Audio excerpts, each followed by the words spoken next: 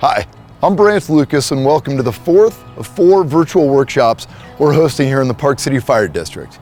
Today we're going to be talking about the Ember Storm, the #1 cause of home loss in a wildfire. We'll also be joined by Kate Webb from the state to talk about their new wildfire campaign, Spark Change. We're going to be talking about why these fire embers are so dangerous, where they're actually coming from, and where your home could be vulnerable. Fire embers can be created from many different materials. Organic, such as pine needles, leaves, and wood, but a home and all of its contents can also produce fire embers, ranging in size from a grain of rice all the way up to the size of my fist. Although fire embers are usually associated with a wildfire, keep in mind that a house fire and even a small campfire can produce millions of fire embers. Let's talk about how you can best protect your home against these fire embers. Use this checklist to better prepare your home. You can find a link to this at the end of our workshop today. In this video, you can see in a side-by-side comparison what happens to the home while being subjected to millions of small embers. One side was constructed with fire-resistant materials and sealed up, while the other side was not. All it takes is for an ember to ignite something on the exterior or work its way into the home.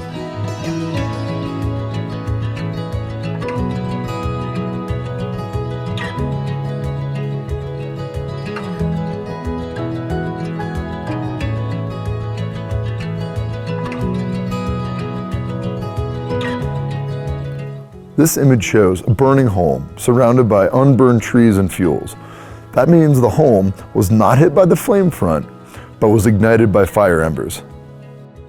So let's talk about a couple items on that Ember checklist really quick. This home that we're standing at has a few great examples and a few not great examples. So as you can see, these open eaves over here, they're treated, so we're not really worried about any of this igniting over there except for long-term exposure to flame. And just below these open eaves, we've got a nice metal flashing on top of a collection point, so we're not as worried about that at all. These closed eaves right here and the soffit really prevents any embers from doing any damage up there.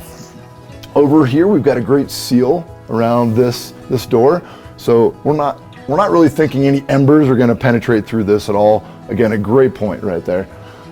This gutter above us, most likely it kind of looks like has some stuff that is collected in it, and prolonged heat there to any of these eaves, although treated, that does present a danger. So we would want to make sure these are all cleaned out. So this is definitely a concern in a lot of homeowners' spaces right there. So let's move down and we're going to look at the siding we've got on this home. So it is wood. The majority of this home does have a nice wood siding on it, but it's been treated, it's been maintained. So the possibility of ignition here is very minimal. And that of course comes down to a nice rock siding. And again, we're not going to see any ignition on this rock siding here. So one of the things that you guys need to keep an eye out for is collection points at your home. And here we've got a couple sitting down here, just where we're going to see leaves and pine needles. Really anything that in the wintertime, you're going to see snow in these collection points. And then of course, during the fire season, if there is a wildfire, we're going to see embers collecting here. In this particular spot, we've got it coming up against non-combustibles. So it's not a concern here, but if it was going to be in any kind of flower bed, by mulch, trees, anything like that, it does pose a very significant threat. So we'll check out some of the areas over here. So the garage door is a place where a lot of homeowners can make a really big difference. Putting a nice seal all alongside their garage door, along the opening here, is a really nice addition that's going to keep out any embers that are going to fly in here. This is not that expensive to add on, but it makes a really big difference during any kind of ember event. And again, it's sitting up against a nice treated wood door, so the risk of ignition is very minimal there. As we look over here, we're noticing in that zone 1 that we've talked about before, that we do have mulch, which is not ideal, but it is coming up against some nice rock siding. So the possibility of ignition over here is extremely minimal. Even if this did catch fire due to floating embers or anything, we're looking at very minimal potential for fire due to this rock siding right here.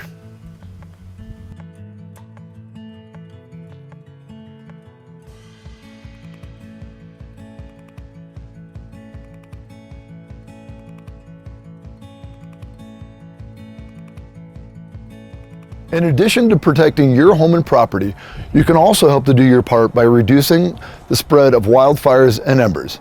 Nationally, more than 85% of wildfires are caused by humans. We need to spark change here in Utah. Over the past 10 years, about half of all wildfires in our state have been human caused. That's a huge number of wildfires that could be prevented. I encourage you to go to sparkchange@utah.gov and take our wildfire prevention pledge.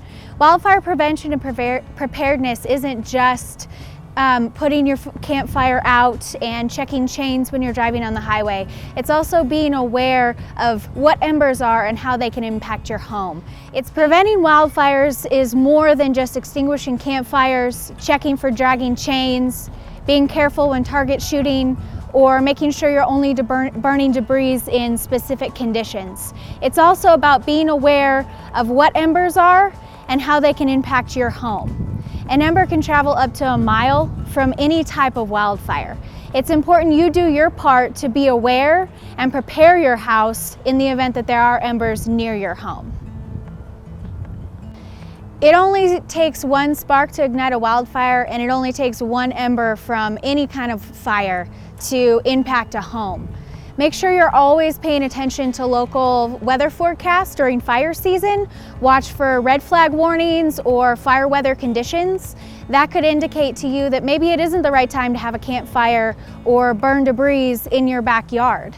That means that there may be really high winds, hot temperatures, or low humidity, and that all can impact the rate of spread and intensity of a fire. Do your part to help protect the beautiful scenery that's in all of our backyards here in Utah.